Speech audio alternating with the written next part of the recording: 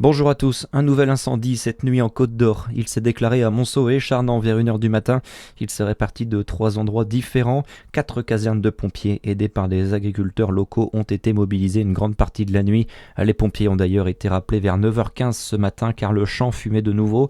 Selon le bien public, des rondes de surveillance vont être mises en place. Depuis mardi, plus d'une vingtaine d'incendies ont eu lieu en Côte d'Or, dont 3 hier.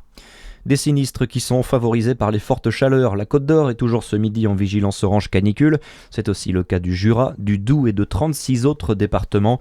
Ils sont également 37 à être placés en vigilance rouge dans le centre et l'ouest de la France.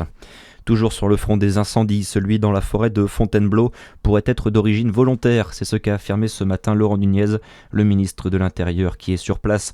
Une enquête est en cours confiée à la gendarmerie nationale. En attendant, le feu, lui, n'est pas fixé.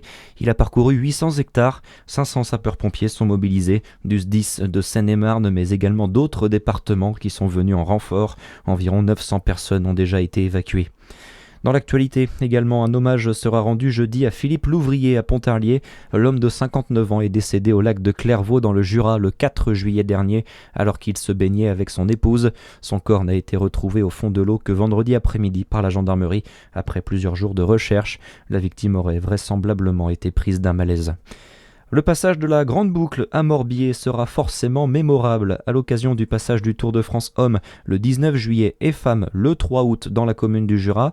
Les bénévoles de Morbier Événements ont construit un magnifique vélo retraçant l'histoire de la ville.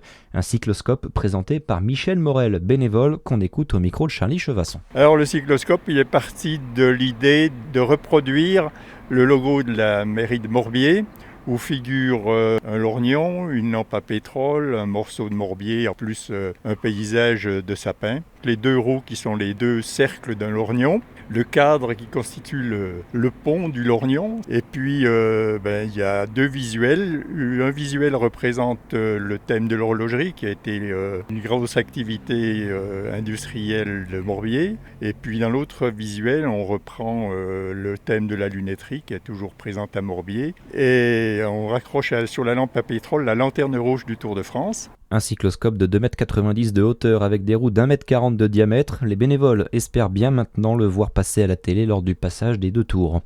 Et puis J-1 avant la demi-finale de la Coupe du Monde, la France affronte l'Espagne demain soir. Les Bleus ont d'ailleurs quitté Boston hier pour rejoindre Dallas. La suite du calendrier avant la demi-finale, les joueurs de Didier Deschamps s'entraîneront une dernière fois aujourd'hui. Et on vous rappelle que pour le match, une fan zone est prévue à Besançon.